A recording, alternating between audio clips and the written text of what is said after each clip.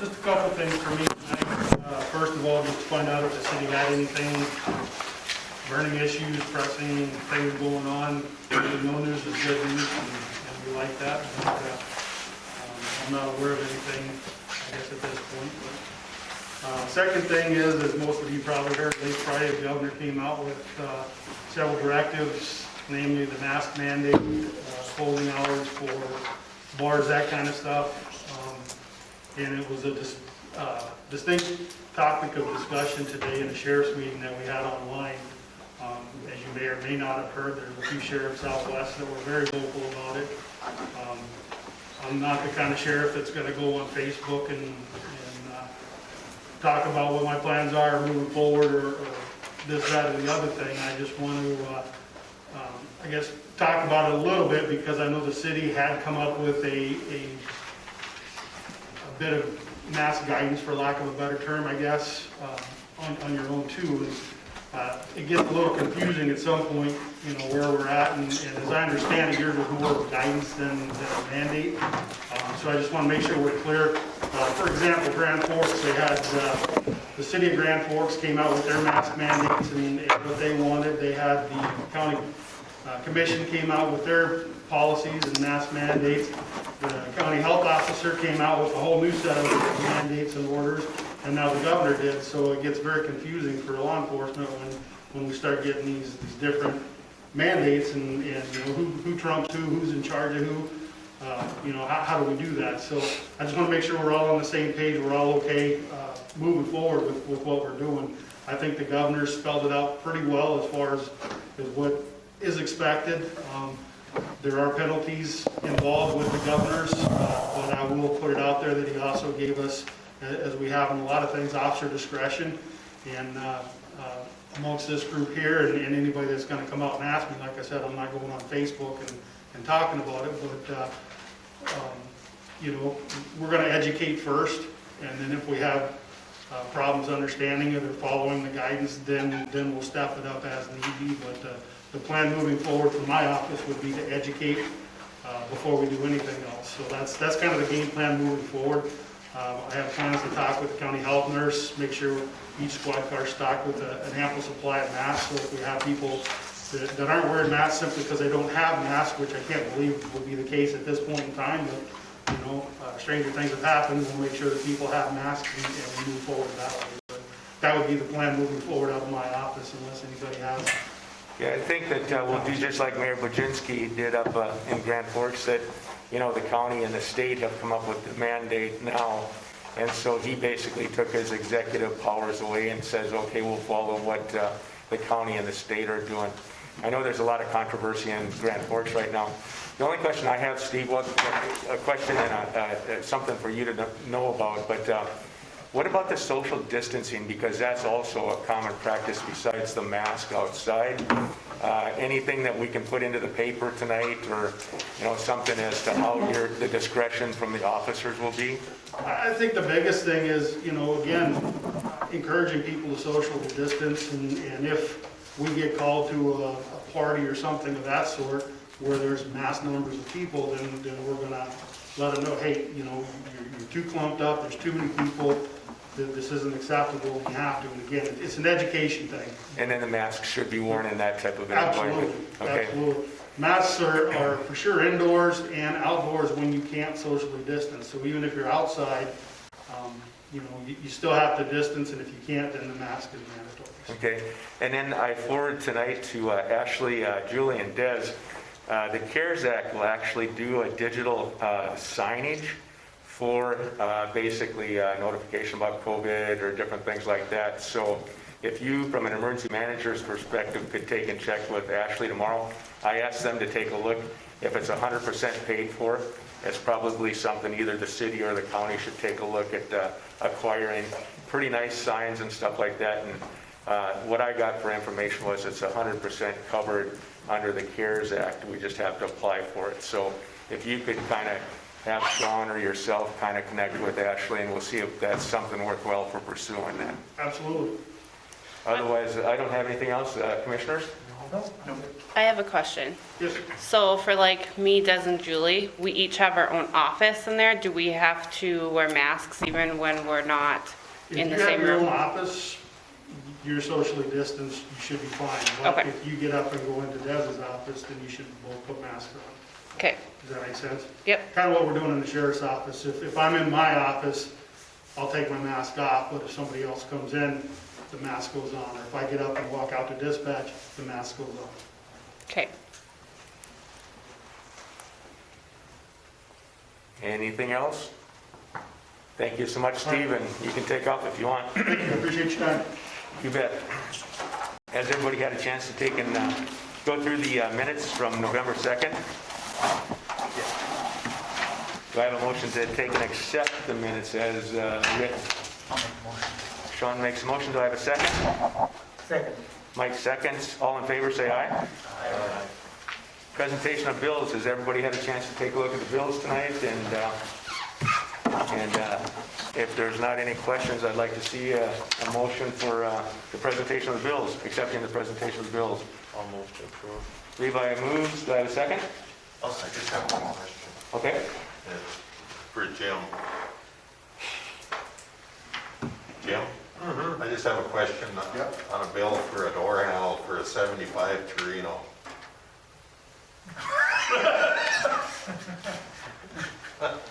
Just out of curiosity. Where? It's from Napa for a door handle for a 75 Torino. I'm kind of guessing maybe it was for one of your older Ford trucks. Would you think? Yeah, I think we got rid of that Torino. Okay. Well, we solved that problem. So do we get a refund on the handle? It's only $6, so. Maybe it's the same model, yeah, I don't know. Okay, I was just kind of joking around with you. And maybe it got charged to the account, one of the guys picked up, I'll ask. Well, I thought maybe one of them older Louisville trucks maybe took the same door handle and it's just kind of the same part numbers. So, thank you. Okay, now do I have a motion to take and accept the presentation of the bills? I'll make the motion. And Levi, you gonna second? I'll second that. Okay, second. Levi and Dave, all in favor, say aye. Aye. All opposed, same. Okay, consent agenda. Ashley? Julie just had the monthly disconnects, and Levi pointed out that there is one on there that's on a, what did you say, a respirator? Ventilator, yeah. Or ventilator, so I'll talk to Julie about that one. So she's just wondering if we can get an approval for the monthly disconnects. I'll move to approve. We have a motion to approve. Do I have a second? Any other discussion? All in favor say aye. Aye. All opposed, same.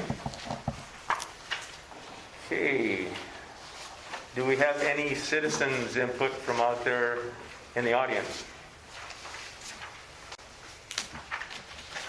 Okay. Moving on to city commissioners reports. Sean, you want to start? Ashley and I started working on the policy book, the revision, some of the stuff that we had concerns on.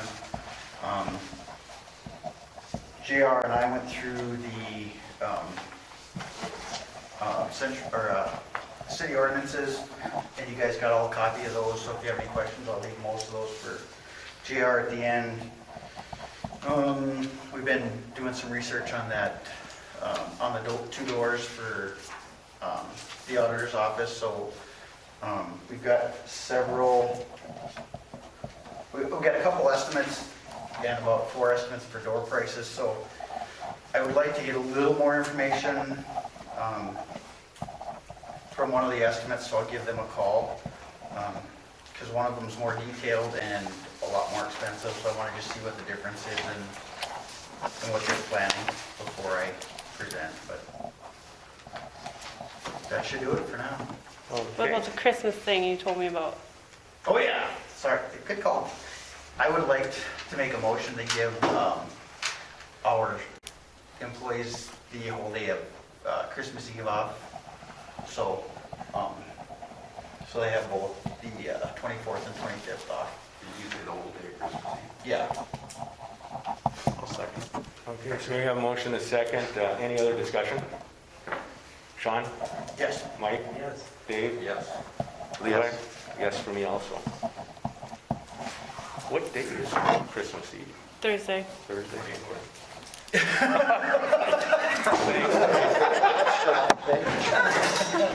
Terry, there's always one in the bunch. You know it. Okay, Mike. The only thing I got, we got bid on steel for the inside of the new shop. It came in at 59 something or 6,000 bucks to buy the steel for, we finished the inside of the shop. Okay. So, that's where that is. We want to do it, the guys are gonna do it themselves, so. Okay. Insulating all that. Insulating's all done. Like, they do electrical and all there to do. They do it in conduit afterwards, depending on what you do. If we don't do steel, then they can go ahead and do electrical. It's not gonna be a lot in there, just some lights and a couple of plugins, so. Where was the bid from, Mike? Mike? Estimate from Adam from the lumber yard. Okay. I'll move to approve that we spend up 6,000 or purchase the steel for the inside of the new city shop building It's a self-help project, right? as the city crew puts it up. Okay, we have a motion. Do I have a second? I'll second it. Dave seconds. Any other discussion? Sean? Yes. Mike? Yes, Dave? Yes. Levi? Yes. And a yes for me.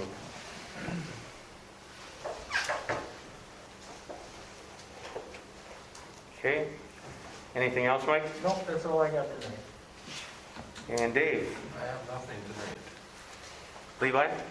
We got the check from Department of Ag for the orchard, so that is all covered. And the only other thing that I have is Bob, the district engineer from Fargo, reached out to me on an email on Friday stating that the overpass here is slated to possibly be redone in the 2022 to 23 or 23 to 24 year. He said with that, at this point, all we would need would be a verbal commitment that the city would be willing, if we want, to put a walkway over top of it. Just a verbal commitment that we would meet the walkway overpass. So we would be responsible for up to where the state puts in the So they're gonna cover pedestrian which way. portion we cover. We'd cover the rest. Do we have any idea what that would be for price?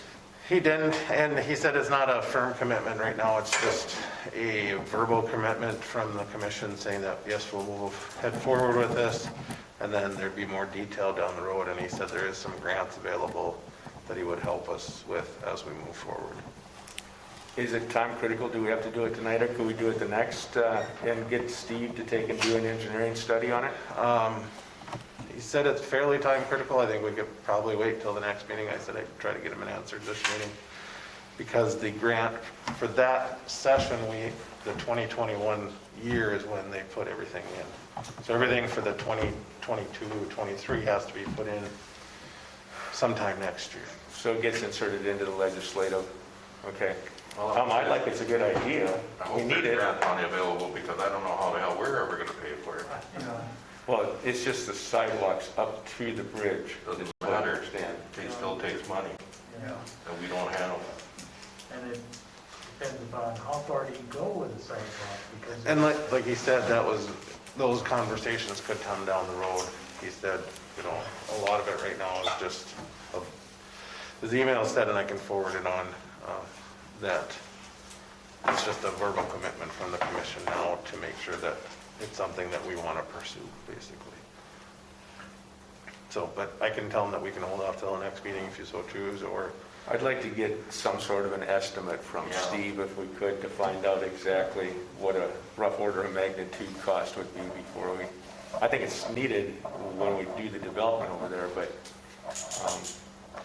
But it is again, this gonna- would be basically 21 is when the section's done, so this would be 22 or 23 probably before the money would flow. And I don't know that with them doing the interstate, that they'll tackle the bridge at the same time. Because they're gonna do, they'll do the north, or the southbound lane first and the northbound. So, and it's gonna be,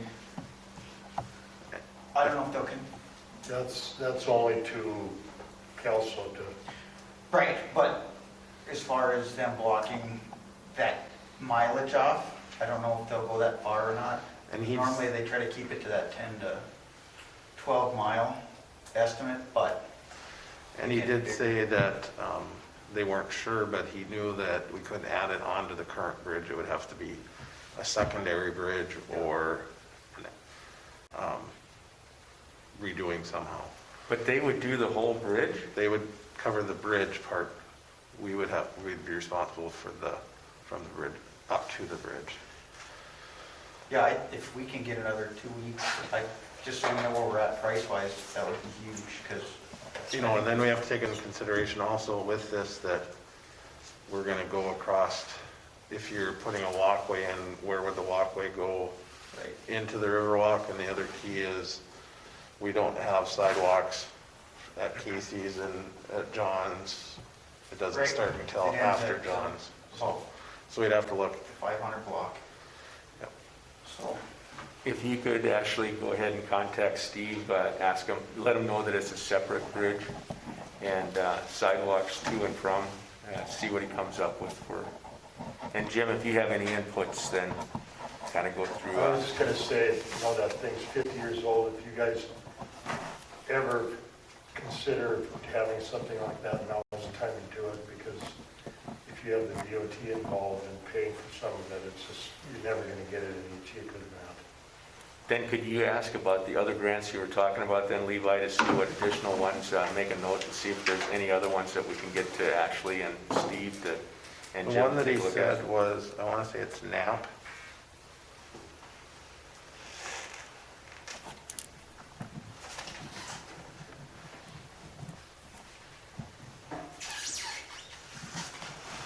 TAP, T-A-P. TAP? Yep. Okay. Which would be the transportation alternative. Yep, and I have that on my desk too. Is the one that he could help with. And it's the 2023 to 2024.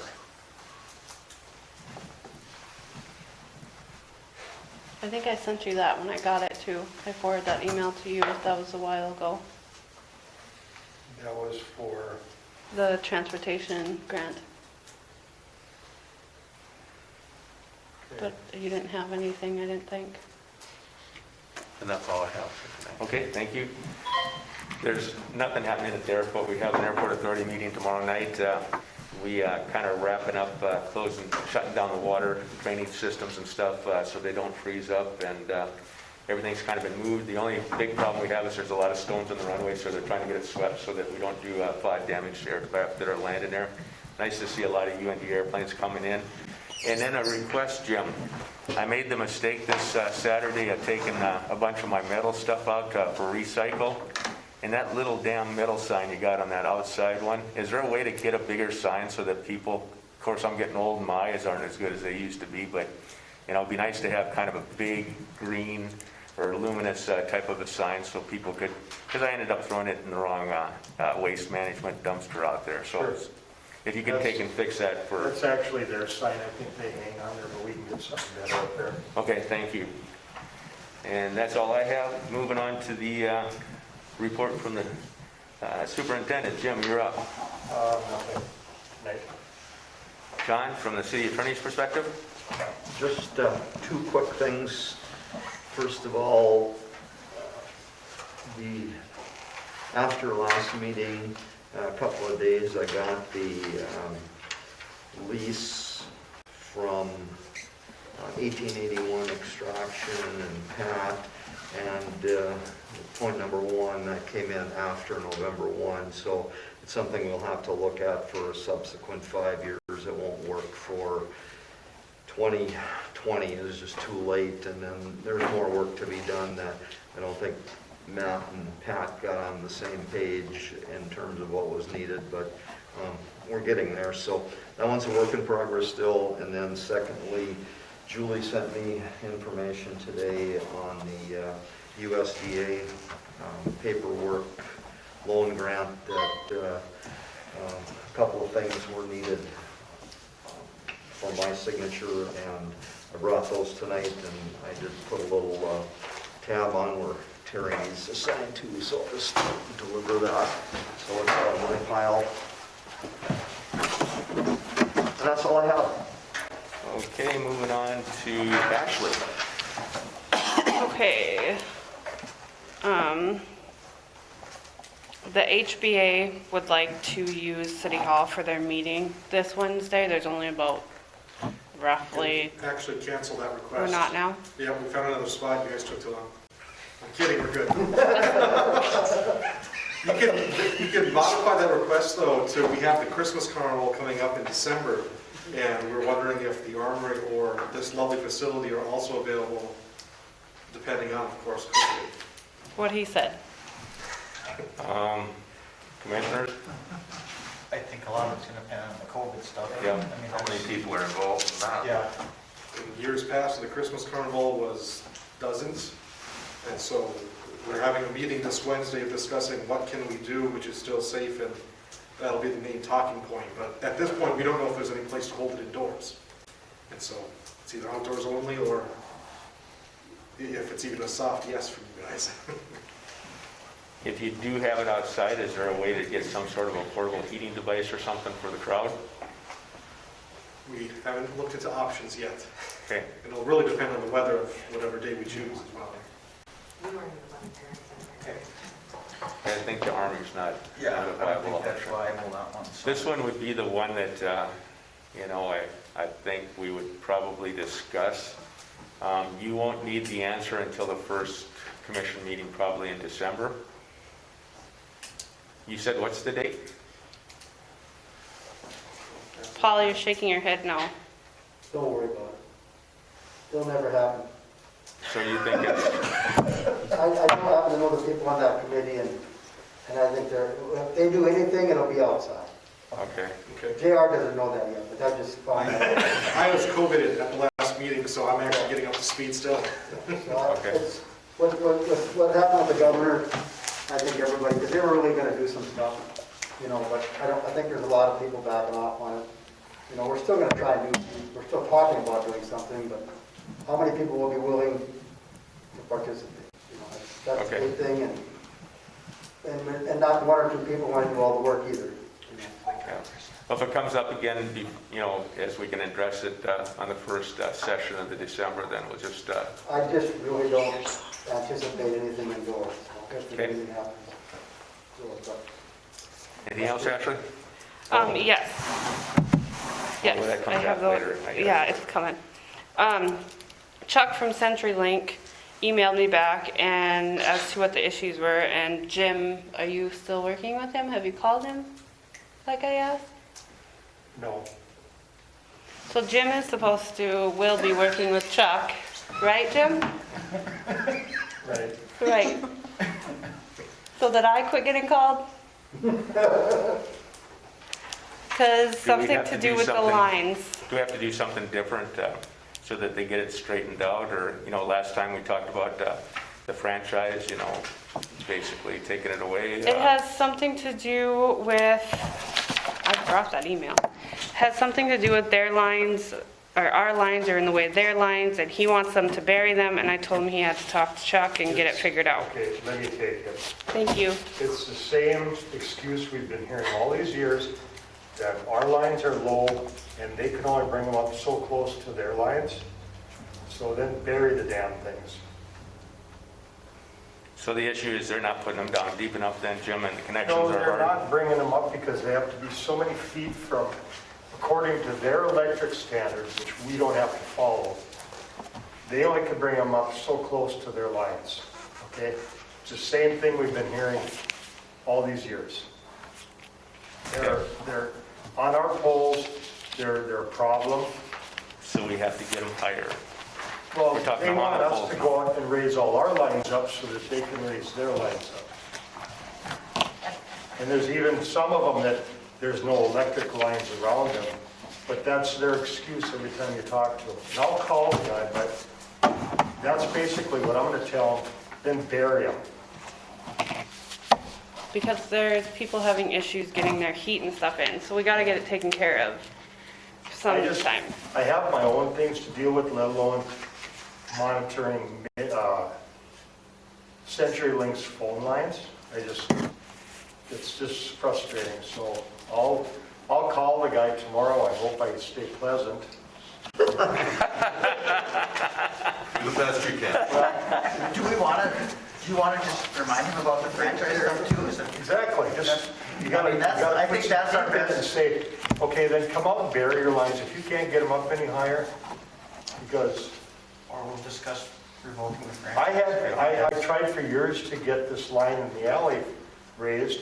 And I actually walked in to the office over there one time, and one of their techs turned around in his seat and looked, or his chair, and looked at me and he said, "We don't have to raise those lines if we don't want to." That's the response we've been getting all these years from them. Ashley, if I could ask one question from the auditor's perspective, can you tell me find out, I should say, how many customers use CenturyLink in Hillsborough versus HTC? And we had talked about an official letter going out as kind of before we actually talked about the franchise basically dropping it. So do you think that that's worthwhile for John and I to take and write an official letter? I'll contact him tomorrow and see what kind of response. I'll relay that to Ashley and I'll let her go from there. Sounds good. Okay, thanks, Jim. Okay, the kiosks, they came and did a survey and they measured both, all at City Hall, Senex, and Casey's. They'll let me know what they find, but they're pretty sure they're gonna put it out at Casey's. Steve Swanson emailed me at the end of the day and said that the USDA grant is not required a culture study for the Oh, nice. stuff that's going, that work that they're doing next spring. It doesn't require a culture study. Great. And then Des got a phone call this afternoon right before she left, a lady reaching out to all the states in the United States because it's her husband's 70th birthday, and she was wondering if the commissioners could write all their names just saying happy birthday to this guy because they're trying to get cards from every state. So we were just wondering if you guys would sign a birthday card. Sure. Why not? It would make the guy's day, I think. So can we Okay. do that after we? Sure. Okay. Thank you. I think that's all I got now. You're gonna be cake? Yeah. Are we gonna see a video? I guess I Opens it up? I can make you a cake tomorrow, I guess. Great, over here. Okay. Snow removal bids. Ashley, I'll let you open those two up.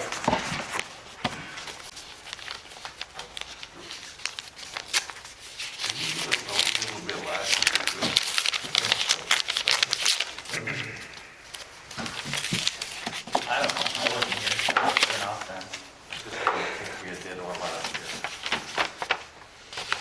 Do I read it or do you read it? Oh, go ahead. Okay, from Robert Ulrich Contracting, for shoveling, snow blowing sidewalks, per hour, their rate is $60. Loader, plow, truck per hour is $100.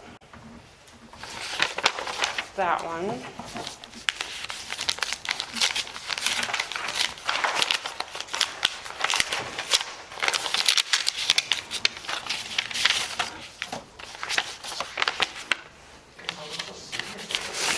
Okay, and then Manthi's Total Lawn and Snow Care. It would be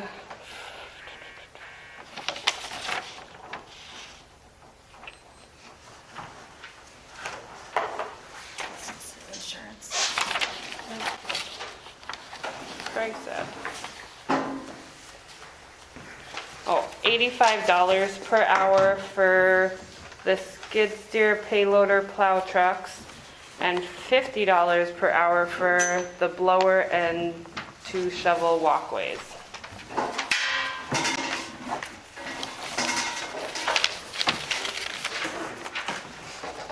That's all we got. Okay, I'll move to accept the bid from Manthey's for snow removal at the armory I'll second that. and helipad. any other discussion? They did a good job, I know that. Yes. Okay. I run a tight ship over there. Pardon? I run a tight ship over there. They shoveled twice today. Of course, free of charge, but they shoveled twice today. He scared you too? Well, I walked out of my house this morning and I said, this ain't a dusting, you better get it down. And then it continued to snow, so at 9 o'clock I said, come shovel again so it burns up, and they did. Okay, no other discussion? Sean? Yes. Mike? Dave? Yes. Levi? Yes. Yes, for me also. Second reading of the ATDC half-cent sales tax ordinance. I have that. So it's the same as was originally presented. This is just the second half, as we got that yes vote. I do have 2 copies. I don't know if you want to see it or not. You've seen it in a different form prior. Both the exact same, but just need the signing and approval today. If you guys so decide. I move to approve the second reading of ordinance 520. We have a motion, do I have a second? A second. Sean seconds. Any other discussion? Sean? Yes. Mike? Yes. Dave? Yes. Levi? Yes. And a yes for me.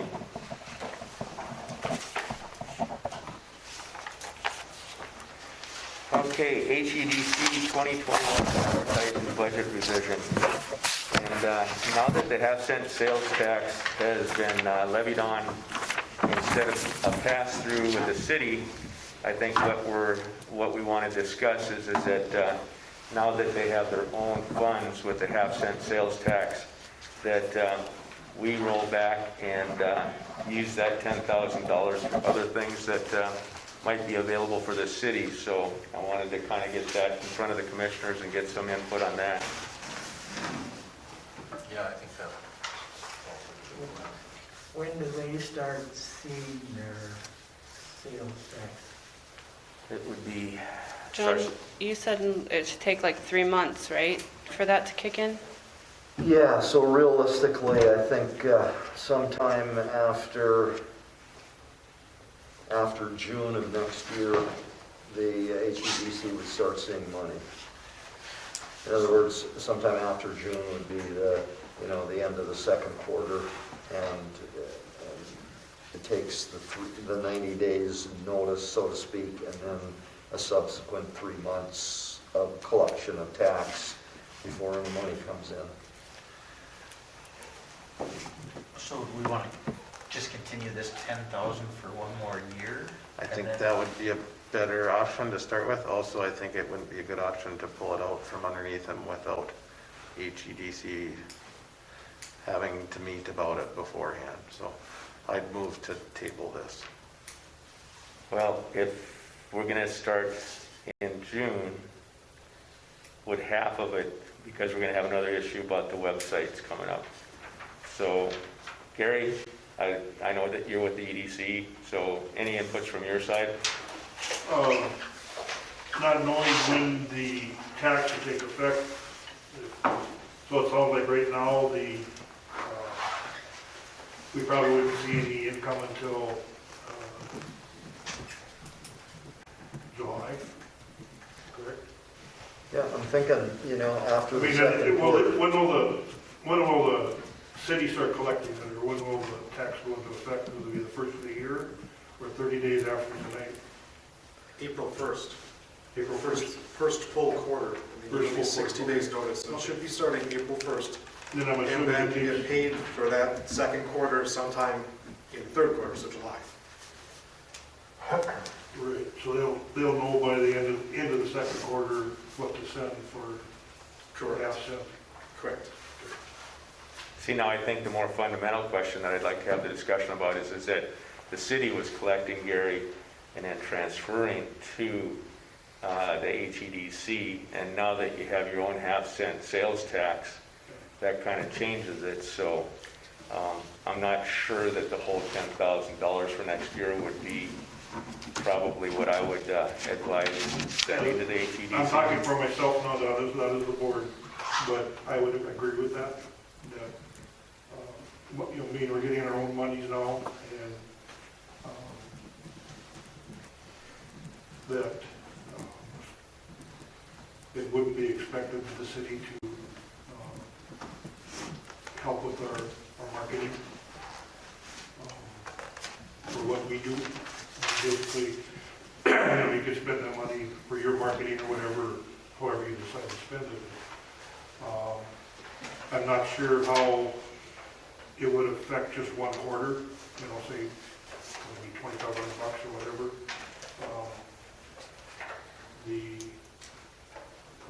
It's right now it's a little difficult to market with, you know, an effective way to get people to come, other than to keep it fresh in people's minds as we are here. But we have a meeting on Monday, and we'll just have to see what the board would agree upon. But And personally, it's mine that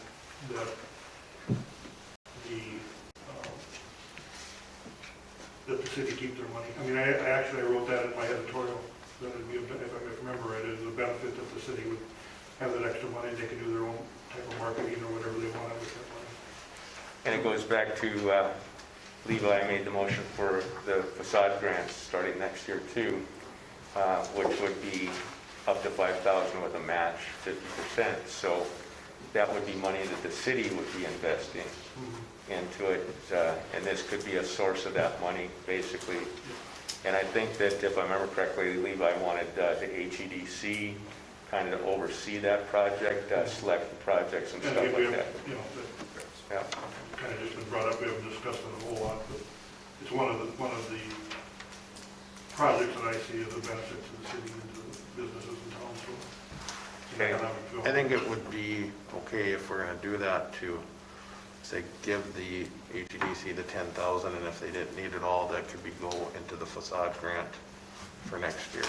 Well, I'd rather have the city have the facade grant money, and we get to play a part in that, so. Paul, I know you do a lot of economic development too, anything from your side, from the Trail County? Not for me. Okay. Commissioners? We budget 10,000 for you guys every year, Yes. is that correct? And we giving you 10,000 this year so far? Well, I don't know what the amount is. Yep. That's right. That's Yeah, right. That's what I was, I mean, as the bills are presented from the city, Sheila would pay them. And I don't know where we're actually at as far as dollars. There was a payment in June and July of this year, so the 2020 is already paid for, the whole 10,000. I think what Gary's talking about though is it takes a while to spend it from the HEDC, so there's probably still funds out of the 10,000 sitting over at the HEDC, probably like it was last year. Yeah, I don't. There's carryover. As the representative for HDC for you guys, I think it would be a great idea to table this till I could bring this to the HDC and get their input before we make a final decision. So, I mean, that 10,000 wouldn't be, or any portion of that money wouldn't be, go to HEDC before the first of the year. Right. So we have some time here to discuss, you know, and their meeting pros and cons and what the future looks like.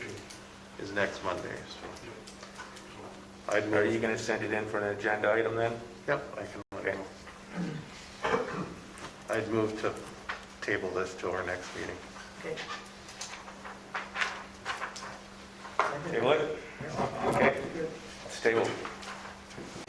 You actually need a vote, Terry, for a table. Do I have a second? I'll second. Okay, discussion? Okay, Sean? Yes. Mike? Yes. Dave? yes. Levi? Yes. Yes. Okay, waste management. we wanted to revisit this for a couple of reasons that, I guess, Dave, you got the garbage portfolio, and I had assumed that there was a discussion between you and Levi about the situation where they needed to get the glass and the plastic out of the tapped elevator up their R. And so we made a motion, basically, when you were the commission meeting that you couldn't attend, to take and do that. Now, in the meantime, Levi found an issue with the billing, that we were being overbilled. What I do take exception with, instead of turning it back to Ashley so that she could take and contact Paul and Waste Management and talk to them directly as the city, there must have been some negotiations, and I think that Ashley, you finally got that straightened out, that you've got talked to Paul. Paul hasn't returned your call, is what I understand? As far as the refund goes, yeah. Okay. So this goes back to how do we make sure that the portfolios, stand, that all the input is taken and given, so that when we do come to this deliberative body at the commission meetings, that we can make those sound judgments. And obviously you weren't here, so we probably carried on a little bit too soon. The other part is that it's really a county issue versus a city issue, since they're out in the country there and they're not a part of the city of Hillsborough. Yeah, that's what I couldn't figure out, is why we're expanding out into the country when we got enough to take care of in town. And the issue about the 2 trucks, what I tried to do, and I didn't explain myself very well, so Waste Management, the way it sounds, has added a second waste truck for that waste recycling. And I kind of made the comment that, well, if there is an option to take that second truck and have another date, it would make it more convenient, cut up the month into 2, since they're spending that money anyway, sending a second truck, but doing it on the same day. So I thought that would be worthy of some discussion to find out if that would be something that we could approach Waste Management, because the writing on the wall, the way I see it, actually, is that we're going to get charged more when that contract comes back up again, if they're sending 2 trucks instead of 1 for picking up recycle. And if we can take an alternate, every 2 weeks, I think it'd be more successful utilization of that second truck. But what I would propose is that, if you don't mind, is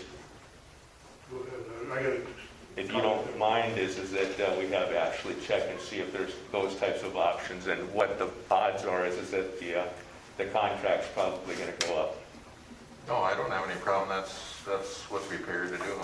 Okay. When I brought up having 2 things of recycling, he said he wanted to take care of the refund first before we look into that stuff. Okay. So did he say what it would cost? No, he didn't want to get into it. No, And then until after the refund stuff. when's the next contract come up? I would have to look, Okay. unless you know. Sure. Yeah. Are they looking to tap, or are they looking for recycling, or are they looking for garbage, or what? The corporate headquarters, is my understanding, and Levi can add the detail. He was talking to Daryl, is that corporate headquarters said that they have to do recycling of cardboard, waste products, things like that. And so the cardboard's taken care of. They got a system out there. For the glass and plastic, which I don't assume is a whole lot, they don't have a system like that. And I think they approached Levi asking if there was a way that they could just bring it into the city. And again, I think this is probably more the county, after Ashley did the digging and stuff. And, I know Waste Management does service the country.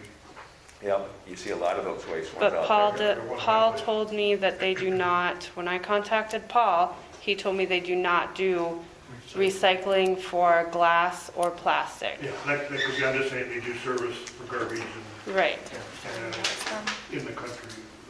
So then the question begs to be asked too, is that, okay, if there's no plastic and glass recycling, do you just throw it into the waste? I think it's being artificially driven by the headquarters down in Minneapolis that is driving a lot of it. But so I think that, again, And you talked to the county? Have we turned it over to the county at all? No, I called Fargo, or I didn't call, I looked up the number for Fargo Recycling, or Des did actually, and I called Daryl, and I gave him that number because I didn't know who else to send him to, and this whole issue could have been avoided had it been brought to the city office in the first place. I agree. Because we did the research after the commission approved something that technically wasn't even in our jurisdiction to be approving. Yeah. So it wasted a lot of my time, and I was very frustrated with the whole situation because it's not something we should have been dealing with in the first place. And so I spent like a day and a half trying to fix it and finding a solution for Taft so that nobody was upset. And this is one of a couple of issues that we're going to talk about tonight too, so. And Dave, I did take your email and saw that too, and, you know, after I seen that, like I say, there was a lot that I assumed that night that I shouldn't have, and so I probably should have pulled off and tabled that one too, so. But if you have any inputs, like I say, I want to make sure that Ashley and the city of Hillsborough handle things. Basically, we're here as a deliberative body to take and make the decisions.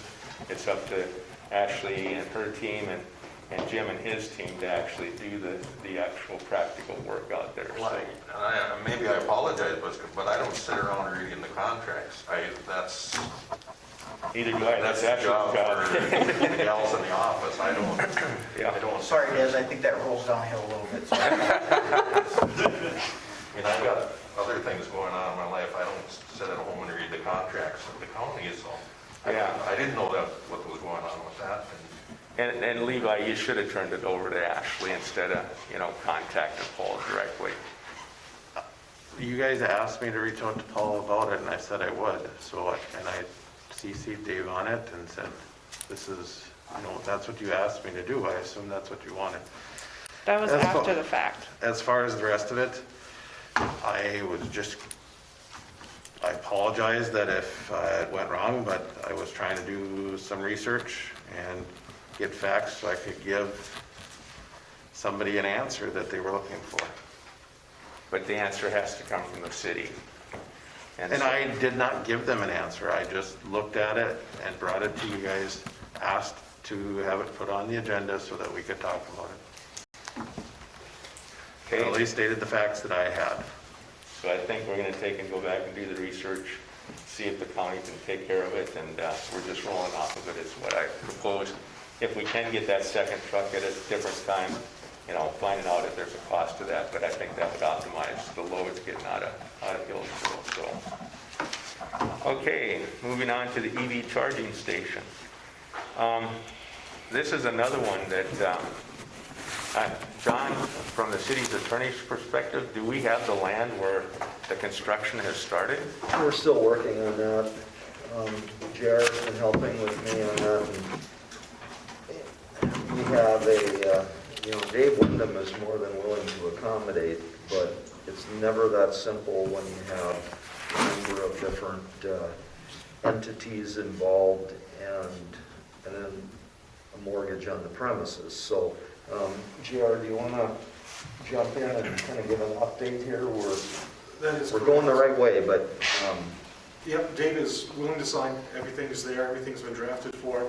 We're waiting to get partial releases just for the property to be used for the EV charging station.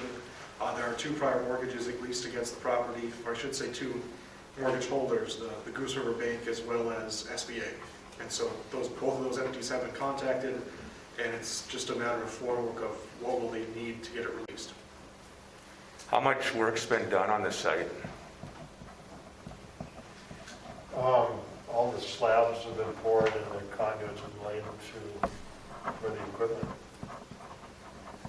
And this is another one that I know that Ashley and I have worked on extensively over the last 2 weeks, trying to get it done.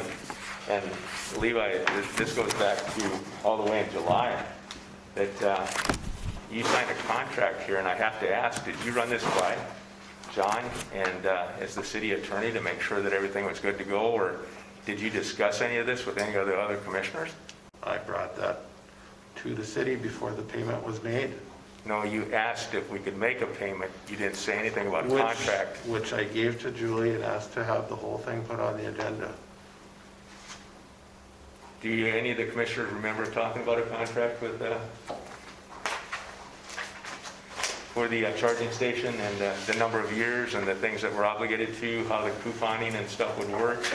Another one that I think is obvious, Sean, you got the electrical portfolio, and you know, Missouri River has some incentives for EV charging. You know, we haven't done the due diligence to check and see if there might be some synergies to take and work on both of them.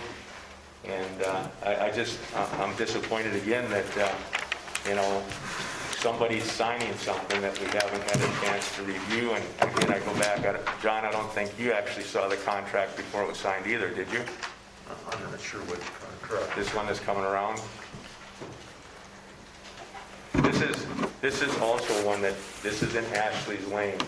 Anything to do with charging, billing, anything that impacts the city of Hillsborough, it's a city function. It's not the function of one commissioner.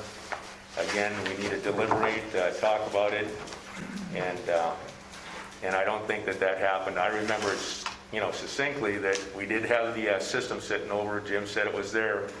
We did make the motion to go ahead and have Julie send out a check, but I don't remember anything being said about a contract that was going to be floated about how long we're going to get the warranty work and all those things that you signed for there, Levi.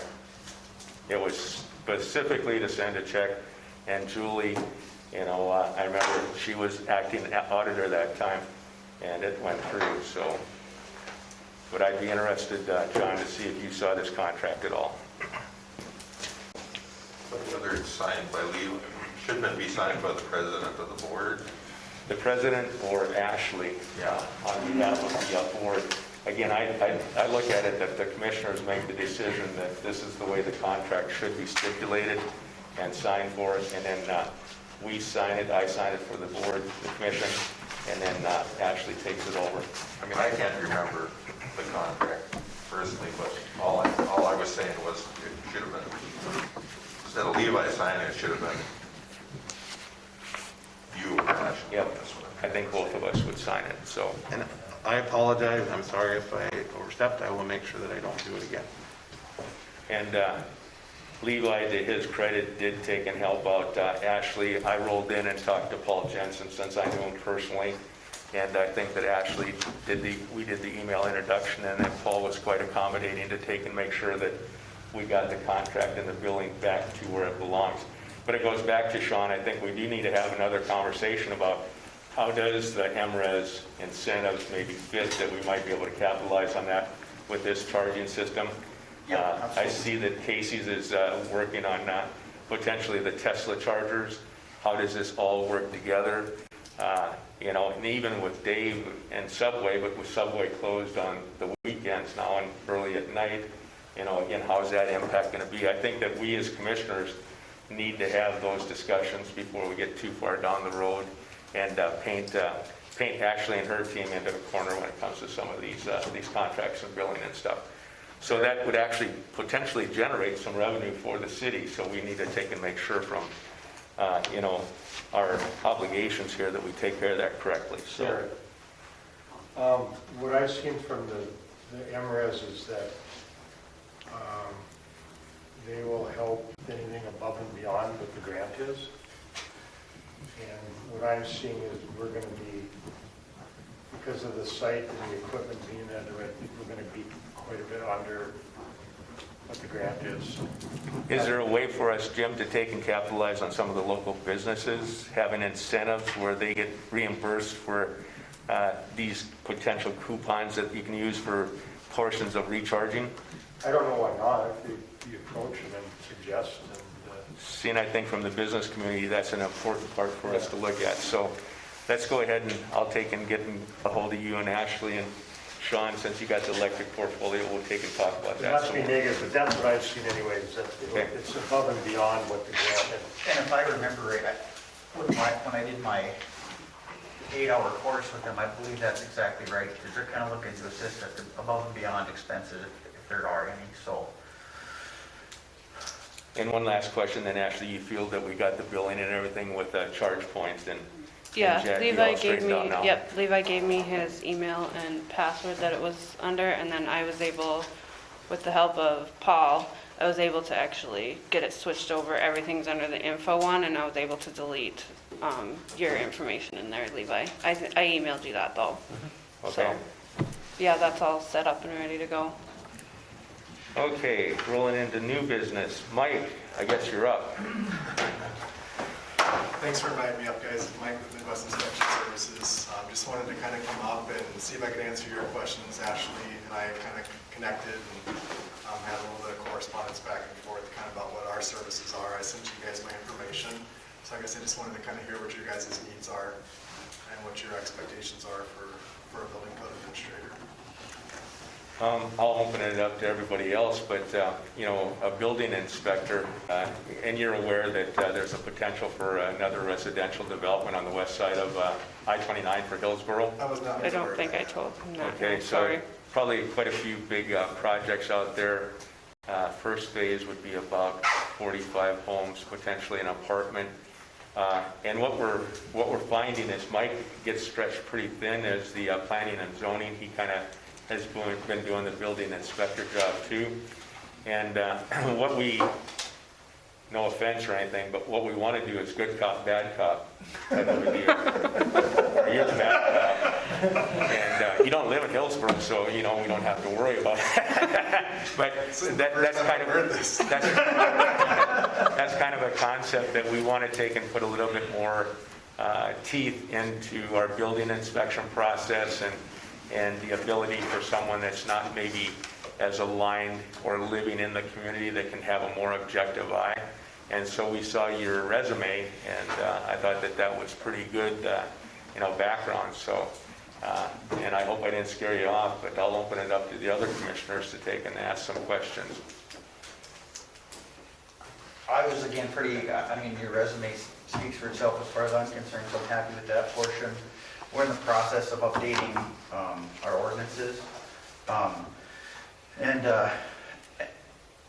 I think once we get that first reading approved, I'd like you to just kind of peek at, the stuff that pertains to you, see if that is something that we would need, probably make our first amendments if necessary. But all in all, it's true. It would be nice to have somebody that can come in objectively, say that this needs to get fixed and it needs to be done by this time, and then, have the teeth to go after it if necessary, so. So I do have a handful of cities that I work in that have some code enforcement stuff that kind of just slowly over the last 10, 20, 30 years kind of just got out of hand. I work with John on drafting notice and orders, getting the legality part of it, the legal aspects addressed, and then moving to get things corrected on blighted buildings and those type of items. I'd say probably 95% of this, what I'm doing is building inspections on remodels, basement finishes, new construction, commercial, residential. So I don't spend an awful lot of time on that, but I realize there is a need for code enforcement. In some of these smaller cities, they just never have had that. That's not something that doesn't bother you, that would ask that of you? It doesn't bother me. Okay. No. It's normally like an ancillary service to building inspections. Yep. Depending on what you guys have adopted for your codes, there's teeth in that. There's teeth in your zoning, there's teeth in your ordinance, and there's teeth in the code. So. And JR can tell you that as we have rewritten the ordinances, we got some teeth into it, but now it takes someone to specify. It would be maybe a letter from you or a letter from us as the commission with Ashley, kind of doing that. But our downtown, we want to take and fix up. Paul sitting behind you, he just redid his building here a couple months ago. And how do we make it more of a destination? By making sure that those owners are taking care of their buildings, and if not, now we have to take and write, according to the ordinances, those letters saying, hey, you got to do this or you got to do that. And so I think there's a lot of benefit in that. And the new building construction, like I say, making sure that Mike's planning and zoning is coordinated, and that, again, that they're following kind of the ordinances. And what I see you bringing to the table is that you've got experience from big cities like Fargo, Moorhead, West Fargo, and other smaller cities, the way it looks. So Mapleton was one, if I remember right. So, Yes, yeah. yeah, so I think there's a lot of commonalities there that we'd like to see about. The one question, I guess, is on a part-time basis, would we be able to come to an accommodation to meet your needs and for you to also meet our needs? So that's kind of the question that we have to explore. Generally, I work off the permit fee scale, so there's not really a fee that's passed on to the city, it's to the permit applicant. Yeah. So the only time the city would ever see a fee that would be incurred for Midwest Inspection Services would be on a code enforcement item where we didn't have that type of permit exchange. With that though, there is the ability for the city through the legal aspect to basically put a lien on the property and then require that to be paid off through tax or assessment. So That's in there. So that's how our fee would be paid there. So generally, there's not like an out-of-pocket expense for the cities that I work with. Okay. John, as a city attorney, is there any legalities that we have to talk about? Well, obviously follow the ordinances. But, I've been around a few years to where a lot of our issues get to be with dilapidated buildings, whether they're commercial or residential or both. And I'm interested in your experience in looking at dilapidated buildings and substantiating code violations and construction issues. And then obviously there's not a building permit to keep a dilapidated building. So how does the city pay you? Are you paid hourly on those kinds of projects, or are you paid by the project? You charge by the project, I should say.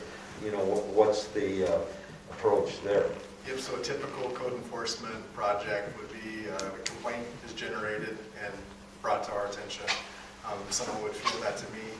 I would go out, take a look at the property, make an assessment of the property, take pictures of the property, develop the notice and order that would say that you're in violation of Atdc in the ordinance, or whether it be blighted or dilapidated or just a dangerous building condition. And then once that letter generated, I would kick that off to your city attorney. That would be reviewed for compliance to make sure we're not overstepping our boundaries as a city. And then it would be sent off by the city, certified to the property owner, parcel owner. So that would just be an hourly rate for that portion. I'm seeing typically like an hour to an hour and a half to get to that point.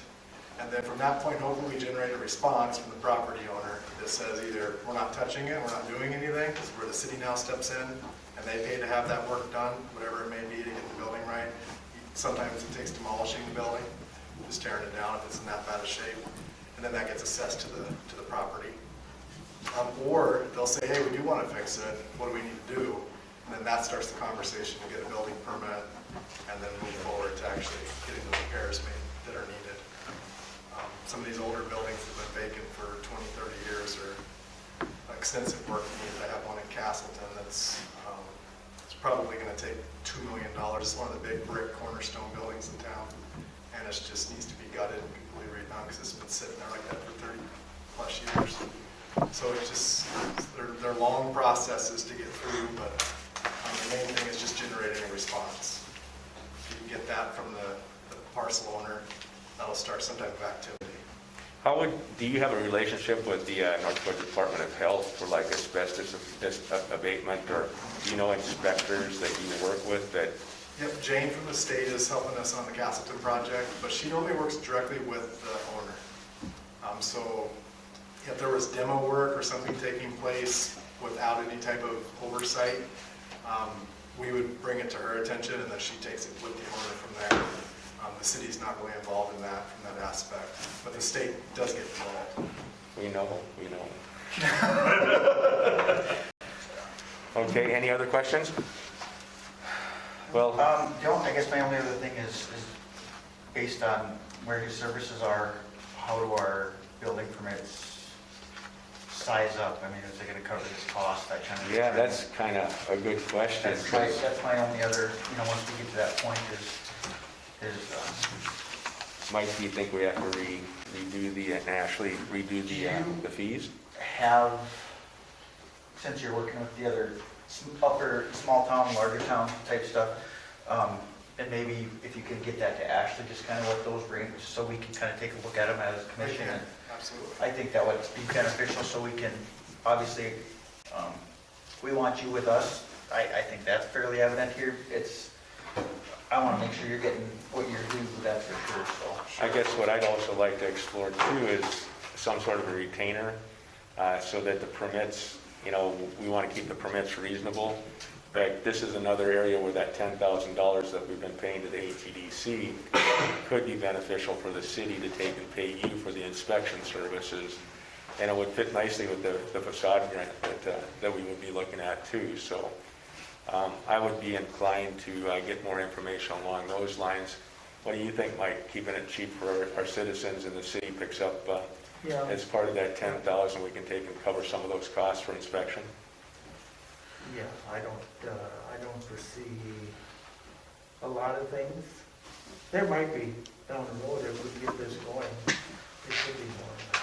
And I think the other part is we're just gonna have to pay attention, because I know there's a lot of stuff that gets done that never gets a building permit kind of thing too. So that's the other part that we're gonna have to, I don't want to tax Jim with any more than I need to, but, if we see something being built, it's just a phone call as to, hey, was this done or not done? And so, and that might take all of us in the room here to kind of take a peek at that too, so.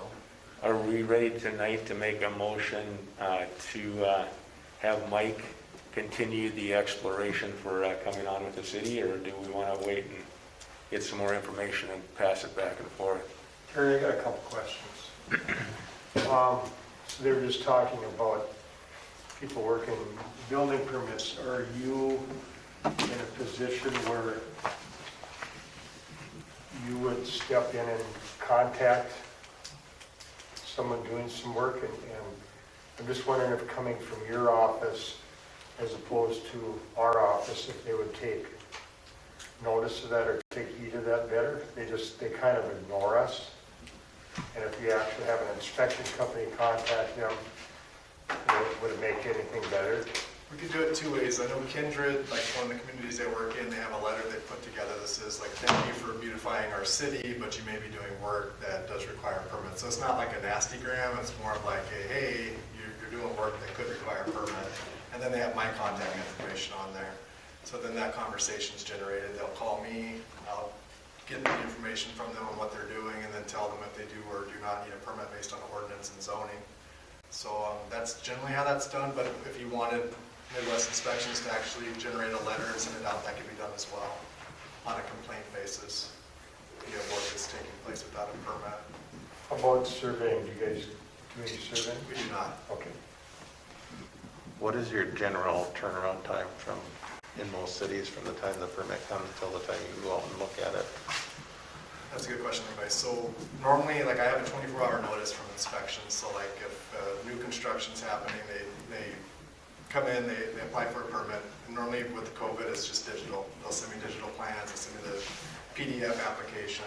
I'll look at that, I'll approve that, issue the permit with the city. And then once that's issued, normally like before ground breaks, we'll have normally 10 to 12 inspections on a residential project. Through the footing, the foundation, the water proofing, the drain tile, the installation, the framing, and I do mechanical inspections as well. So 24-hour notice on the inspections, and then as far as the duration of the permit period, it could be anywhere from 3 months to 3 years, depending on who's building it and what they're putting into it as far as money and time. But you don't do the survey, like Jim said, for if the house is being placed in the correct spot? I do not do the survey work. No. But you can measure setbacks and those things to make sure that they meet the criteria of the city. Yep, I can verify setbacks, but generally that's basically that responsibility in every jurisdiction at work falls on the owner. If I'm not doing the survey, then I'm at the mercy of whoever did lay the corners out and everything. So the owner typically is responsible for getting a survey and setting the boundaries and putting the building in the right spot. But I do look at that when I'm out there, like if it's a 25-foot front setback, 8-foot side setback, and 30-foot rear, I'm definitely conscious of that and looking at it, but it ultimately is going to fall on the owner for responsible, or the general contractor, permit applicant. But that should be also something that Jay Clevens would be able to do from AE to S, Yeah, because right. that would be in the And like you say, engineering once the side. plat is done, it's pretty easy to take, and because the corners are there, and Mike and those guys go out and measure too, but We usually have the contractors stake it out, Okay. so we know where the house is going, so we got the side yards and the setback Okay. correct, so. Most of the concrete contractors nowadays are using a Trimble device, which is GPS coordinated, so they're like, I mean, they're down to the fractions of an inch with their setbacks, where in the old days it was a string line and stake, and I'm seeing that maybe on 10% of the projects, most of it's Trimble. okay. So it's very calculated. Jim, did- Never, still Hillsborough we're working in. I'm in Castleton, Kindred, Mapleton, all those little rural communities, and those concrete guys normally come out of Fargo or Grand Forks or. I'm sure the big boys got that. We use Trimble too for our mappings. Yes, I mean, you're getting down within the width of this pin on your you got your setback. questions answered? Yeah. Okay.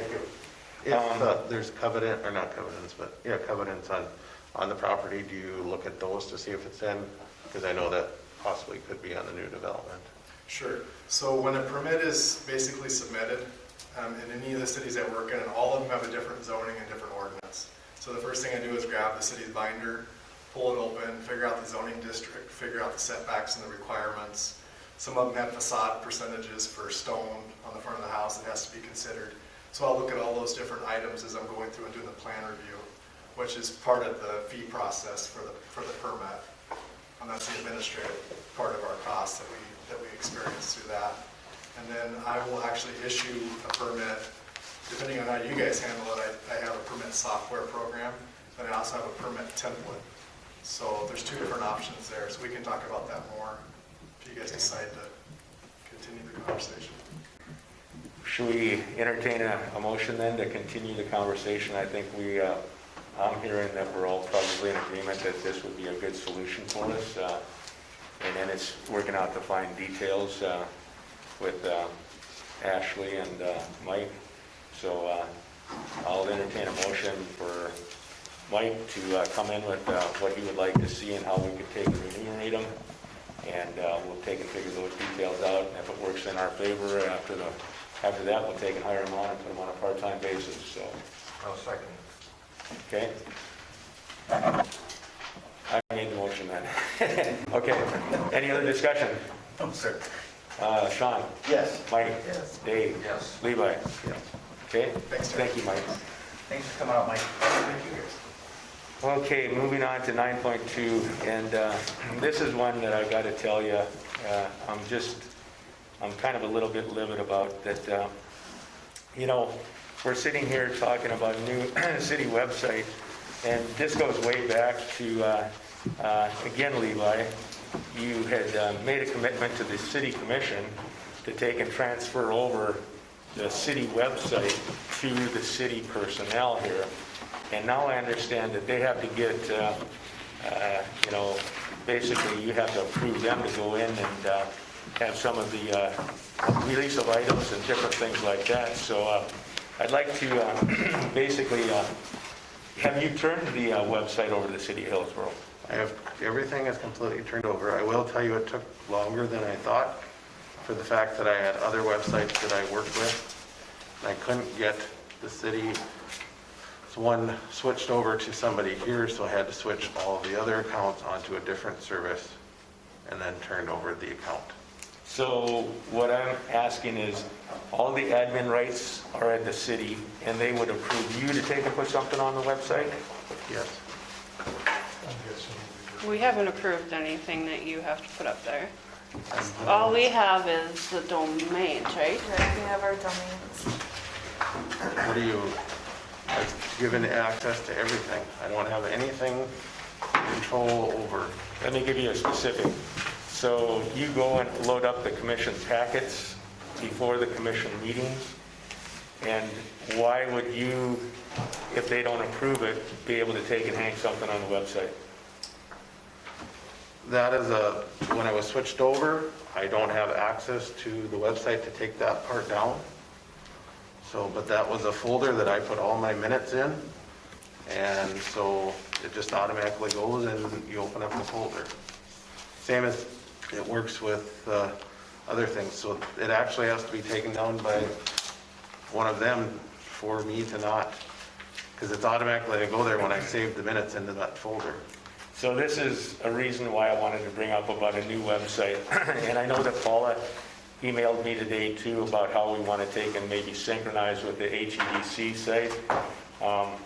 I think that that's a different one. And I know that Ashley and Des and Julie have been doing some research on 2 different companies that would be able to take and, again, put in a city website that is run by Ashley and the team over here at City Hall, and there's no other commissioners that can give admin rights or have access to it, and I think that that's something that, again, that's important for us. What I want to do is make sure that all the commissioners are in agreement that it's the city staff that runs the city.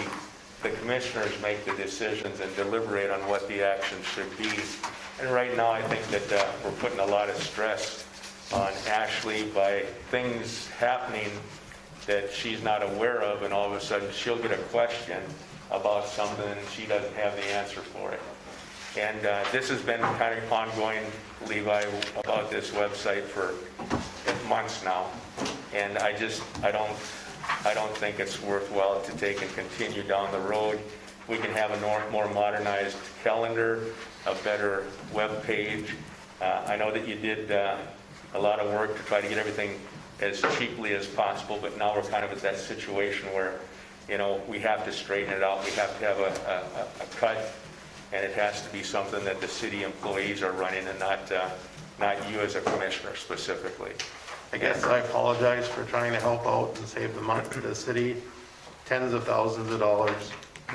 And it was my mistake for apparently doing it from the beginning. So. And I don't think there's anybody in this room that doesn't appreciate that, but I just think that the gals at the office gotta be in command of that stuff, because that's who we pay them the money to do. And I'm not it's there's just less confusion all around when they know what's going on. And everything should be turned over as far as the minutes and stuff. All they have to go in and it's change that into their own. But I can't do that. But it comes out of your, like when we go in there, it says Levi Reese as a folder. And like for some reason, I went in there to upload the agenda today and I noticed a file that says agenda packet. And you had already uploaded it Friday, everything that I sent you guys. And some of it I don't think should be on the web page. Yeah, so this is a good example that Ashley's talking about. This is part of the packet that went out that he forwarded on. And I would like to have the discussions about what we're doing with the HEDC before any of the other constituents have a chance to read it. And so that we have, again, another chance for us to deliberate on it. That's one example. The COVID-19 one, I know Paul and you and I, we went around about that. But again, you can't be taxing or tasking, the staff without them, running things. And that's another area that I disagree totally with, that, we can't take and bog them down in a lot of minutia, that they have to run things for all the commissioners and the city of Hillsborough. And it's a pretty damn big job, just like Jim. Now that the snow season's here, his guys are going to be stretched pretty thin at times. And I find it upsetting, because then I have to go back and try to patch things up to fix things that you probably shouldn't have been dabbling in the first place. Again, I apologize that it happened. I did not realize that it was still necessarily going up on the website totally. But if I would have known that, a phone call to me would have fixed it, or an email. I This guess is the first that I've heard about it. we just assumed that you knew because it has your name is on the folder. Right, but it's if you understand, it's a link to a folder in my Office 365 that I put all the minutes, the packets in, so I have a place for them to find when I go back and look for it. But wouldn't Post you them. have to sever that connection to the website then, since it's on your No, 365? all you have to do is go up wherever that link is at, delete that link that's there and put in your own link. So there's a, Didn't you try doing something like that?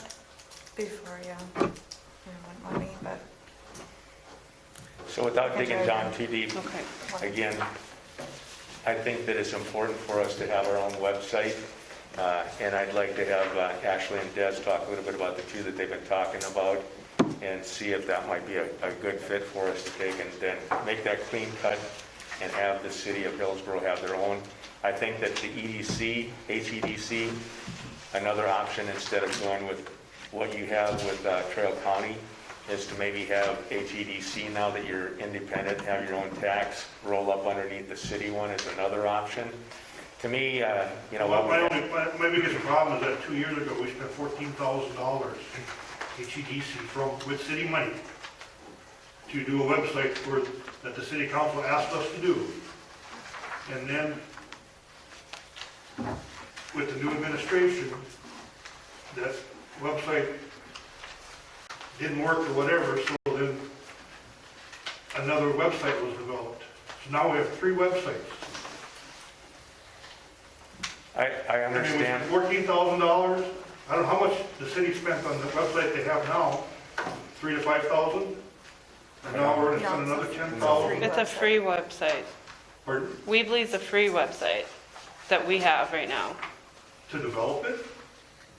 Yeah, Levi put it together.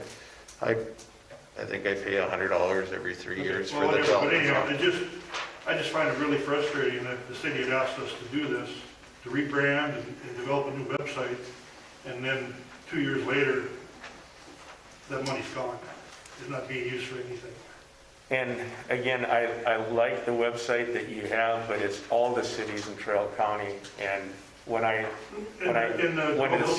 the city portion of it, so like our calendars and things like that we want to do, or shoot out messages, it doesn't work for us. Well, I guess if it doesn't work, it doesn't work. I mean, it's not to save my money, so I don't really have a... And that's why... Other than the fact that, you know, the city did spend at least $7,000 to $8,000 on that site that they asked us to work on. And we're not tied in with Trail EDC site. It's that Hillsborough fits up into the Trail County because they're the ones that actually have the website, correct? No. When you click on the Hillsborough website, if you like the housing, anything like that, all it does is instead of, it just redirects you to That's a link. Trail County. But it's not, it's just like any link. If you're looking for something, it might send you to a link any place with the information you're getting. So now it's an option for us to take a look at, Gary, I think, Paul, that maybe it's time for the HEDC, if they want to, since there's not a full-time office, roll up underneath the new city of Hillsborough, and you don't have to spend anything. Have you, have you talked to Trail County and found out how much is involved in all that work? When it comes to housing, houses for sale, businesses, things that are, you know, as far as the time it takes to update all that? I know it's got to be a lot, but no, I have not talked to Jim specifically or Alyssa about it. I know that we had the same concerns when we stood up the first Hillsborough website here. And so it hasn't changed since then, except now you're getting a more independence on the HEDC versus the city itself as a pass-through. So, but I think it's... Personally, I don't care what the city does. If you want to spend another $5,000 to $10,000 on a new website, it's your money, but I think there's... I just think you should be aware of how much time it can take to keep a website up, if you have to update it. You know, people go through our site to get the trails to find out what houses are for sale in Hillsborough. They don't go to the Hillsborough site, city site, to find out what houses are for sale in Hillsborough. If you have your own separate website, you would be putting every house that's for sale on the Hillsborough website. you guys would in your Or office. what jobs are available. Or what- Anytime somebody in an organization changes president, you would be responsible for calling that organization and making sure that information is updated. And as long as you're willing to do that, fantastic. But to me, there's nothing more irritating about a website than I go into something and there's somebody that's listed on there that's been dead for 3 years and they're the chairman of that board. That tells me that nobody is bothered to update it. And that's what I want, and that's my biggest thing is that are you willing to do that updating? Are you willing to do all that work that's necessary to have that website? I'll turn it over to Ashley and Des, but they do the social media, they do all those things that tie into a website that also has to be accounted for. And Terry, you have to remember also, before our new auditor, it was Matt's responsibility. And at the time we were talking about the new website and social media and everything, he said, I don't want anything to do with it. So we had nobody that really wanted to do what it needed to be done. Now, with their new auditor, maybe that's going to be different. But then, how long does that, you know, I'm not saying she's not doing anything, but if she's here for 2 years, 5 years, 20 years, you know, that changes each time. So who does the input now for the Hillsborough site? Yeah, sure. Alyssa. Well, I think Doug is paying it, isn't it, Gary? Yeah. We go through Trail United Group, which is an offshoot of Trail ADC. Okay, Okay, I have a your question. perspective. I'm confused on how your website got linked to our website. Like, why can't we have two separate websites? They're not really linked to your website at all. The only thing Well, is- I know, but that's my understanding, and now all of a sudden me and Des are having to do all this, and Julie have to do all this work? Like, I'm confused. It should be two separate websites. In 5 of 18,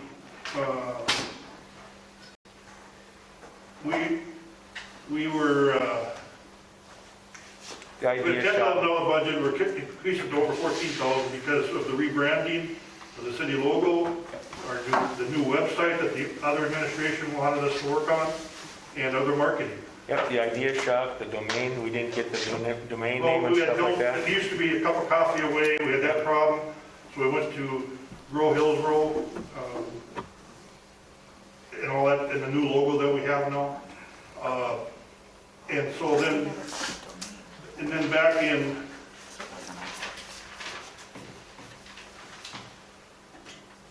9 of 18, before 9 of 18, because I can't find in the minutes exactly how it all progressed, the city, the council didn't want to use our website for the city. We wanted the utility website, yeah. So a new website was developed just for the city. And I remember we sat over the high school, Levi and I did, you and Paula and a couple other people, and we discussed that our website was going to be different than your website. I remember all that. Okay, so that's why there's two websites. Okay, why can't it stay that The whole way? time with the city of Hillsborough. One's Atdc and one is the city. But we don't do anything with your website. You're correct. We don't even own your domains. We only own 2 domains, and that's for our site. We don't own your domain, so I'm just really confused why. This would be a way you could personalize the site that you own Right. for We understand that. We're ATDC. just saying, I'm just saying that the city council of Hillsborough asked us to develop a website for the city of Hillsborough, which we did. So what does that Now, 2 have? years later, now we have 2 websites that the city has paid for with the help of, and one of them with the help of HEDC. And now we're going for a third one. No, We would just, We we would have the take ours same down. domains. Yeah, we I know, I take ours understand down. So you're just going to spend Every 3 to 4 $3,000 on developing or adding to the new website, or to the existing we website. cut the link with what Levi did. We invest in a new website. They With the have current new domain. website. The domain. With the is current down. domain. Okay. Just the city though, Gary. Yeah, just the city. We It don't has do nothing anything to with do with you. I'm just putting out there the money that's been spent. That's per se wasted. Well, everything that we're doing, we're putting through the city of Hillsborough, through the info site, so that it doesn't matter, say I come and go, it doesn't matter how long I'm here. All you have to do then is, you might have to change a few passwords, but it won't change the website at all. No, but Des- other than the maintenance of the website, if you come or go. But every 3 to 4 years, you should be updating your website and changing it anyways to You should keep be it doing that current. at least yearly.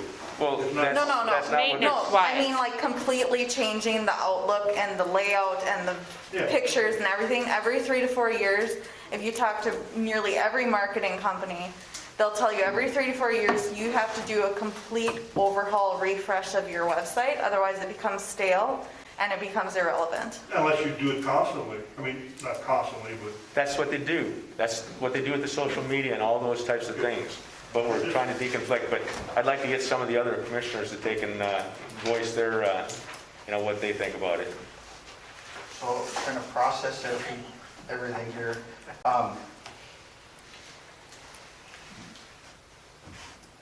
If we have our own, where we start from ground zero and build it the way we want it currently, we would still be able to have links to the county stuff for anything as far as housing, jobs, that kind of stuff. We would have to get their permission to add the links? No, you don't.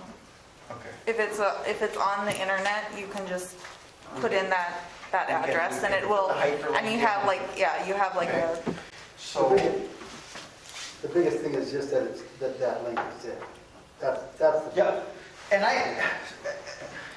and Correct, Ashley? Yes, well, and that's what I'm saying, like, Des is the assistant administrator. This is right up her alley. I have put her in charge of it already. She's been the one doing all the research. She's been the one on all the calls. Like, this is kind of her baby that she's working on. And she would be probably the main person. Yes, I would dabble in it. Julie probably wouldn't. She just doesn't. But that's just not her thing. But Des would be the main person to work on this, and that would be the main point of contact, is her, because that's part of what administration is. And she does the social media at the same time. Yes, she does. so we're gonna grow ours together and hopefully benefit everybody involved. Correct. So you're saying like. So the links are so not you're saying- severed, so and you're- For our EDC then, if they wanted to, we would have a link to go to them to do To their their stuff, page. to the county and stuff.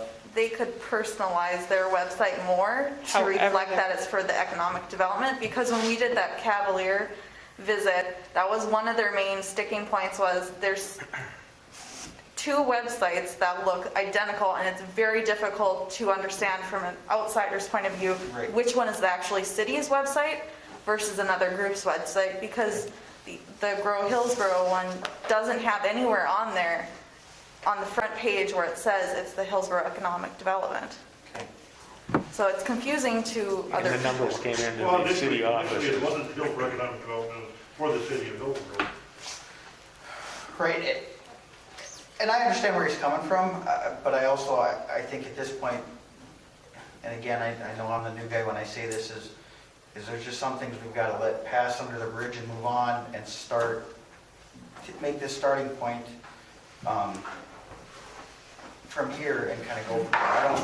I don't think it's money lost that we have our own website. I just don't want to pay godly amounts for it, obviously, but if we've got somebody, and I know how good Des is at her research, because she did a lot for me already, so I'm not worried about the maintenance portion. It's just that we know we got everybody else covered, that when they come to us, we've got those hyperlinks to get them to where they need to be, so. Yep, and Ashley brought up a good point too, that right now, the EDC one comes, the phone number's the city.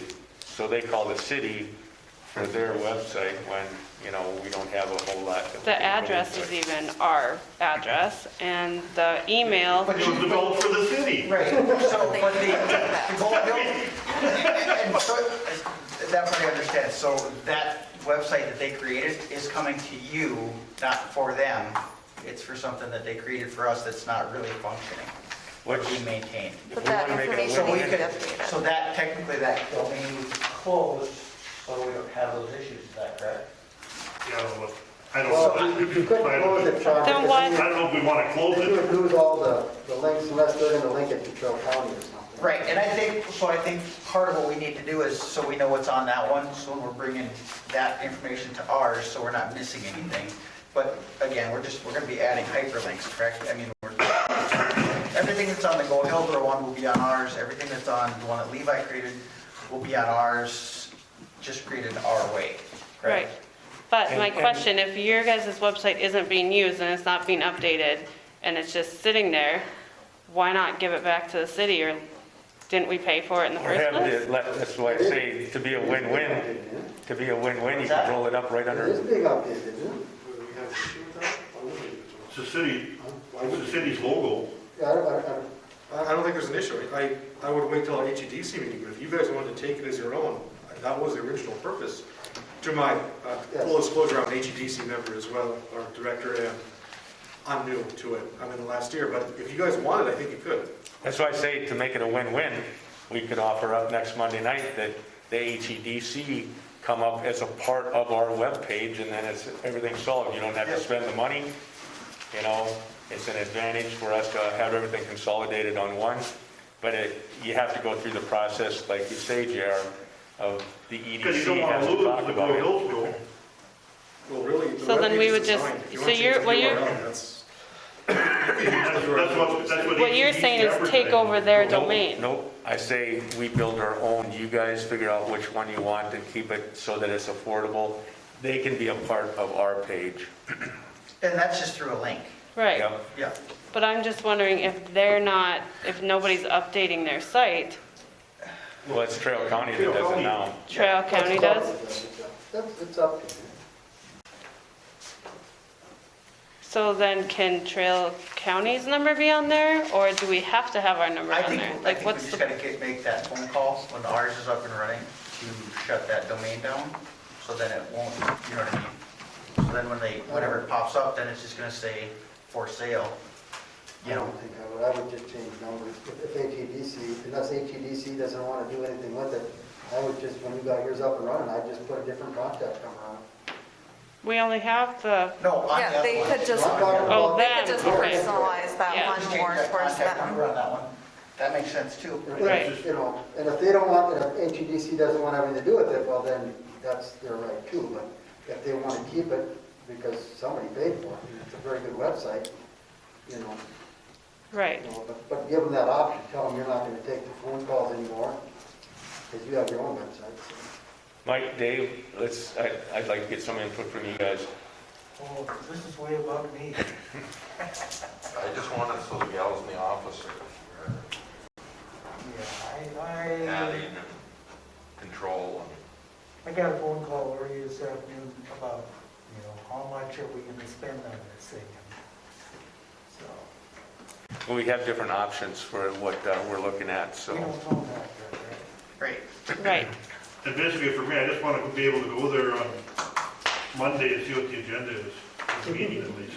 I mean, Well, I know one of the ones that I got feedback on, they just want to know the hours of the office posted on the website.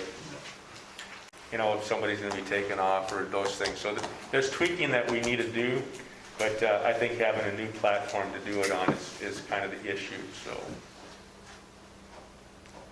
So do I have a motion to have Des and Ashley continue to look at building a new, Do you want the quotes and stuff we got? sure, if we got the quotes? Yep. Go ahead, Des. So the first one that we contacted was this Gov office. In there, we first saw their website. They do the city of Argosville, they do Steele County, they do Mandan, Fergus Falls. They do quite a few specifically government websites for cities. You can do, with them they have about 4 different levels as far as website design. You can go from the very basic up to the one that has, rolling slideshows of pictures of your of your town and different things like that. What was the name of that one?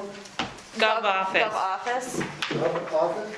And they base a lot of their prices based on the population of the town. So the bigger the town, the more they charge you type of thing. I did get in contact with the auditor from Argusville, and I asked her, since they use that, how are they liking it? She said it's super easy to use. It's basically, if you know how to use Microsoft Word, you can use their program. The one thing that she wished that they had done at theirs was they linked a different calendar rather than using the Gov Office one, because once you put an event in there, it kind of recurring puts it in year after year, so you'd have to go and delete each one so they don't go on the same day for the next year for those things. But But you can't she said put it a was separate calendar in. yeah. Okay. Yeah, but she said it was super easy to use otherwise. And the Argusville one, they use the budget, which is the lowest one. So if you have time, go to their website and you can see like what the lowest is. But in this handout from Gov Office, they also have different levels and different cities that use them. So you can go to each one too and look at them. But anyways, for them, they usually, you can do like a 1 year up to a 3 year, basically investment where you pay for the design and then it's $1,050 annually to basically have unlimited support if you have questions on how to do things, if you need help, if you need them to input something, they'll do all of that for $1,050 a year. So their prices for a 3-year plan ranged from about $6,500 to just under $12,000, depending on what type of site you choose. So look at Argusville. So yeah, Argusville, if you have this, there's, I forget which page it is, but it lists the different towns that, I think Mandan was one of the more, was up towards the top.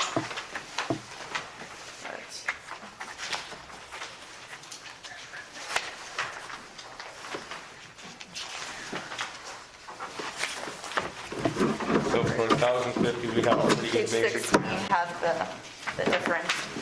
And it's mobile ready too.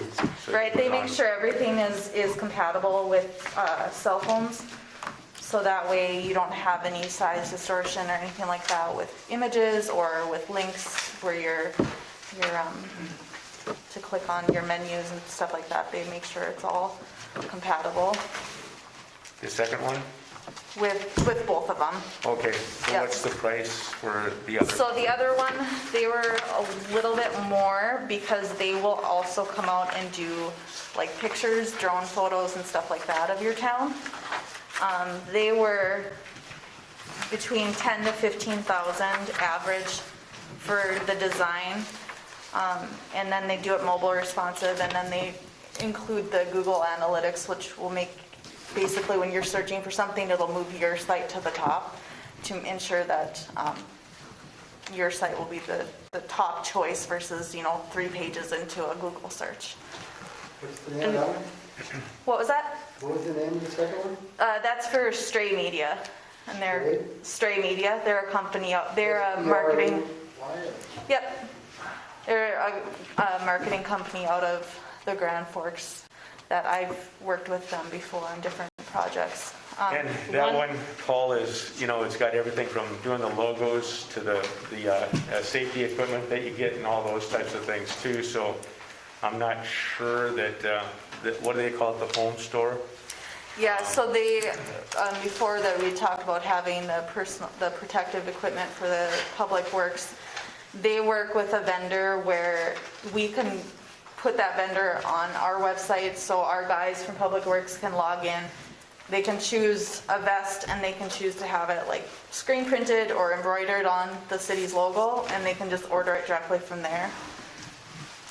And I think, Not just anyone can go in, it would be specifically for employees. I think the citizens of Hillsborough would like to have a good website but a reasonable price for it. So what I would propose is that we table this tonight so that everybody can go in and take a look at the Argusville site and how functional it is, and then come back at the next commission meeting and make a decision then. Does that sound like a winner? So, since we just discussed it, we're going to table it unofficially and go from there then. Oh, go ahead. I have a question. With the new website and all the new stuff that you'll be putting on it, is there a possible way to streamline like some of your forms or like your building permits so that we don't have to do the print them out, fill them out at home, then try to get them into the Dropbox where you could somehow electronically submit them or something like that? Both of them, they can set it up so you could have electronic forms. Get on a PDF that you can fill out. Yeah, I'm not sure if there's a difference as far as the 4 different ranges where that forms fits in, if it comes just with your basic one, or do you have to pay more? I'm not sure, but I know they can do those forms for all of them, those online, so. Okay. And we'll have to talk with Mike a little bit too, as he sounds like he's got, that stuff will be going through him more so than, so. Right, I just know with city helping, those I fill out for building permits all the time, and it gets kind of annoying because we have to print them out at home, fill them out, then try to get them into the office. You can knock on the door, we're there. You can come in. But I Okay. experienced the same thing, Vandy, when I tried to fill mine out. It's not the electronic form, it's a PDF form, and it fills up. So we'll take a note to take and try to rectify that. So, and then moving on now to the first reading of the red line ordinances. Before we get too far, there is something that's on the agenda. The sergeant's lot, or sergeant's edition lot that the city has for sale. I just remembered that I have the product for that. I do have the notice if we wanted to approve that so that it could be published, so that we can get that lot for sale. Okay. You want to take a full review? I do have the notice, yeah, I do have 5 copies, so I can handle it for you. Yes, that and I'll open these up. What are you doing now? Thank you. There you go, sir.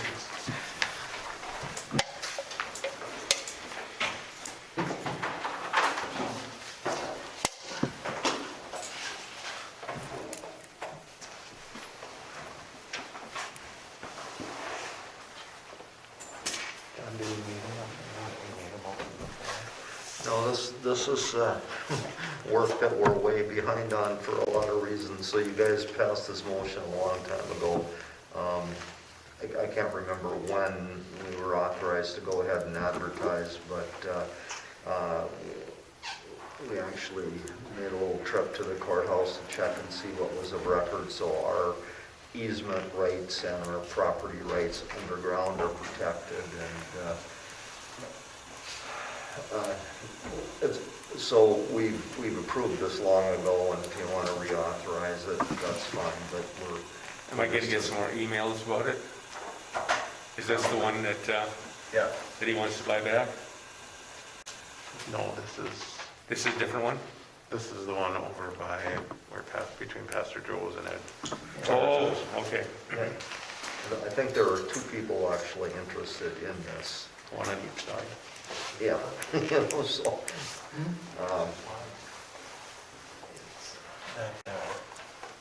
By Pastor Joe's property over on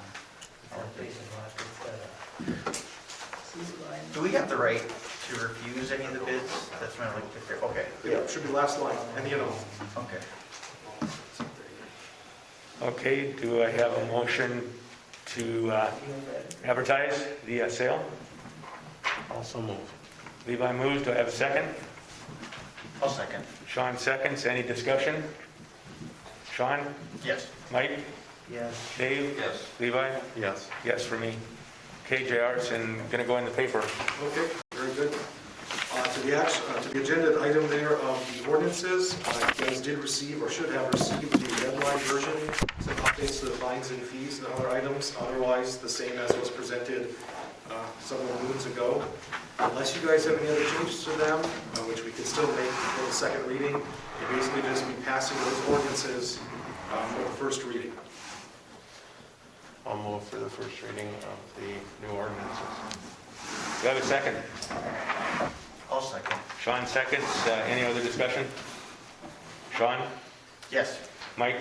Dave? Yes. Levi? Yes. Yes, for me also. Okay, I just want to ask one follow-up question though, John. Do we have to worry about any liabilities until you get all the paperwork transferred for the EV charging station? Should we kind of hold where we're at right now until we get all the paperwork finished up? I just want to make sure I'm clear on that. We don't own the property where the charging station is, if that's your question. Yep, and the grant says that the city has to own it. Yeah, we have to get that done. Okay, so Jim, Levi, can I get you guys to kind of put a hold on it right now until we get all the paperwork done? Jim's been taking care of it, so. Jim? Okay. I got That's so the damn... local electrician has spent thousands of dollars on equipment when it comes in, so thousands to sit on it, or what? So when's he coming? Huh? When's he coming? When's the equipment coming? Yeah. It should have been here by now. Okay. He said that as soon as it gets here, he wants to get it in as we do with weather changing. But if you'd like us to hold, he's not gonna eat that, so. Do we know when the paperwork can be completed? I think that if nothing else, there would be some good reasoning to have Dave sign the deed and get the easement signed that lets that second driveway be used. And Jared, you say that Bob at Goose River Bank was willing to approve based on conditions? I believe he would. I'm not so worried about the Goose River Bank as much as SBA. If you're ever to deal with them, that's a timetable you don't know. So I guess the long story short,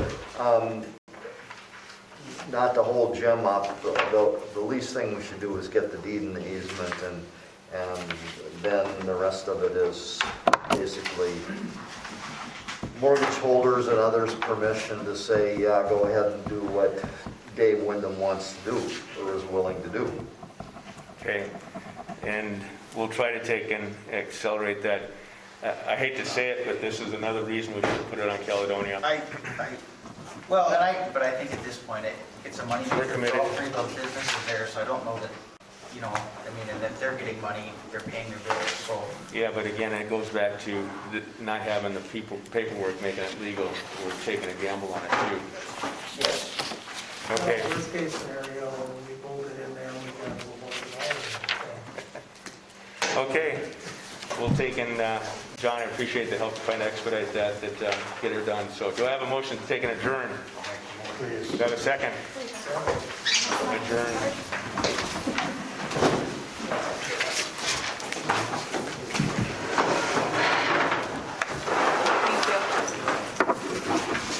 Go Bears. Commissioners, don't leave yet. You hush. Oh, I forgot to have